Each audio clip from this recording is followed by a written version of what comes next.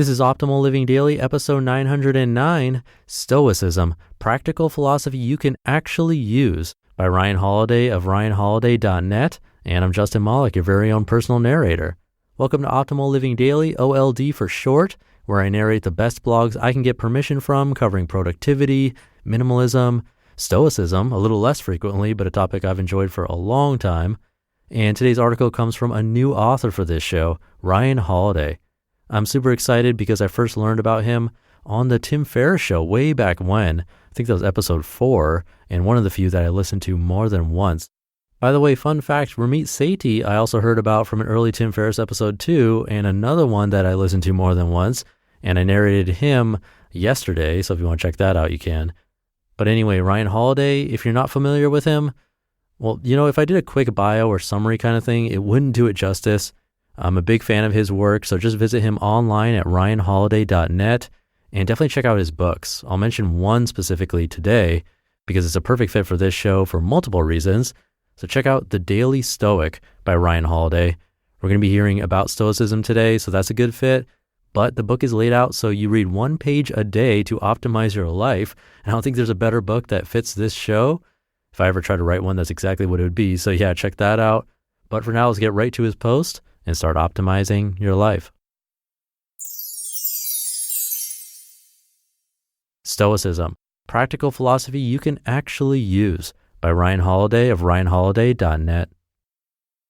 When most people think of philosophy, their eyes glaze over. It's the last thing they want, let alone something they need. But this, as you already know, is silly and naive. Philosophy is not just about talking or lecturing or even reading long, dense books. In fact, it is something men and women of action use and have used throughout history to solve their problems and achieve their greatest triumphs. Not in the classroom, but on the battlefield, in the forum, and at court.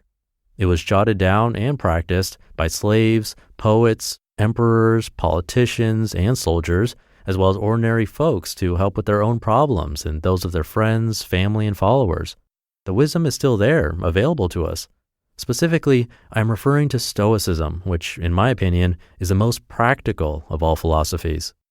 A brief synopsis on this particular school of Hellenistic philosophy: Stoicism was founded in Athens by Zeno of Citium in the early 3rd century BC, but was famously practiced by the likes of Epictetus, Cato, Seneca, and Marcus Aurelius. The philosophy asserts that virtue, such as wisdom, is happiness, and judgment be based on behavior rather than words, that we don't control and cannot rely on external events, only ourselves and our responses. But at the very root of the thinking, there is a very simple, though not easy, way of living. Take obstacles in your life and turn them into your advantage, control what you can, and accept what you can't. In the words of Epictetus, quote, "In life, our first job is this, to divide and distinguish things into 2 categories. Externals I cannot control, but the choices I make with regard to them I do control. Where will I find good and bad? In me, in my choices," end quote. Amazingly, we still have access to these ideas despite the fact that many of the greatest Stoics never wrote anything down for publication. Cato definitely didn't. Marcus Aurelius never intended for meditations to be anything but personal.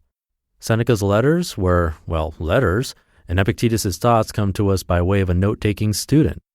And so it was from their example, their actions, we find real philosophy. Because other than their common study of the philosophy, the Stoics were all men of action. And I don't think this is a coincidence. Marcus Aurelius was emperor of the most powerful empire in the history of the world. Cato, the moral example for many philosophers, defended the Roman Republic with stoic bravery until his defiant death. Even Epictetus, the lecturer, had no cushy tenure. He was a former slave. And this shouldn't really be that surprising. The modern-day philosopher and writer Nassim Nicholas Taleb defines a Stoic as someone who, quote, transforms fear into prudence, pain into transformation, mistakes into initiation, and desire into undertaking, end quote. Using this definition as a model, we can see that throughout the centuries, Stoicism has been a common thread through some of history's great leaders. It has been practiced by kings, presidents, artists, writers, and entrepreneurs. Both historical and modern men illustrate Stoicism as a way of life. Prussian King Frederick the Great was said to ride with the works of the Stoics in his saddlebags because they could, in his words, sustain you in misfortune. Meanwhile, Montaigne, the politician and essayist, had a line from Epictetus carved into the beam above the study in which he spent most of his time. The founding fathers were also inspired by the philosophy. George Washington was introduced to Stoicism by his neighbors at age 17, and afterwards put on a play about Cato to inspire his men in that dark winter at Valley Forge. Whereas Thomas Jefferson had a copy of Seneca on his nightstand when he died.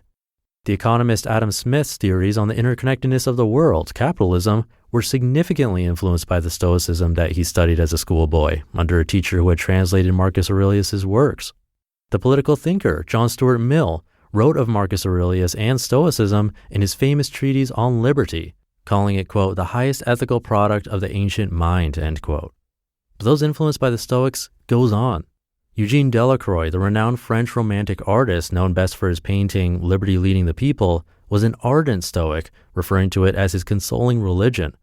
Toussaint Louverture, himself a former slave who challenged an emperor by leading the Haitian Revolution, read and was deeply influenced by the works of Epictetus. Theodore Roosevelt, after his presidency, spent 8 months exploring and nearly dying in the unknown jungles of the Amazon, and of the 8 books he brought on the journey, 2 were Marcus Aurelius's Meditations and Epictetus's Enchiridion. Indeed, Teddy seems to represent the temperance and self-control of the philosophy beautifully when he said, quote, what such a man needs is not courage, but nerve control, cool-headedness. This he can get only by practice, end quote.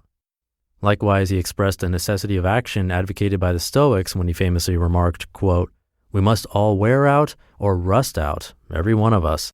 My choice is to wear out, end quote. Today's leaders are no different, with many finding their inspiration from the ancient texts. Bill Clinton rereads Marcus Aurelius every single year, while Wen Jiabao, the former prime minister of China, claims that Meditations is one of 2 books he travels with and has read it more than 100 times over the course of his life. You see, Stoicism and philosophy are not the domains of idle professors. They are the succor of the successful and the men and women of action. As Thoreau put it, quote, to be a philosopher is not merely to have subtle thoughts, nor even to found a school.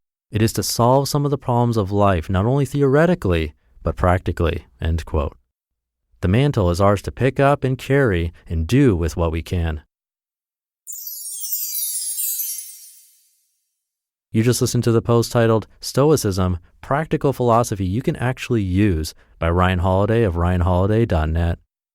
And there's a link in his article where you can sign up for the Daily Stoics free 7-day course on Stoicism if you want to check that out. This was sort of an intro to the why you should pay attention to Stoicism.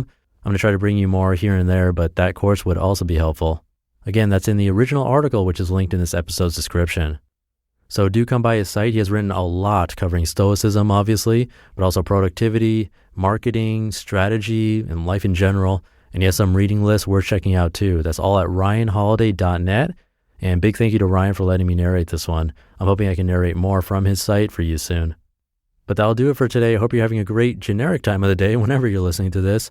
And I'll see you tomorrow where your optimal life awaits.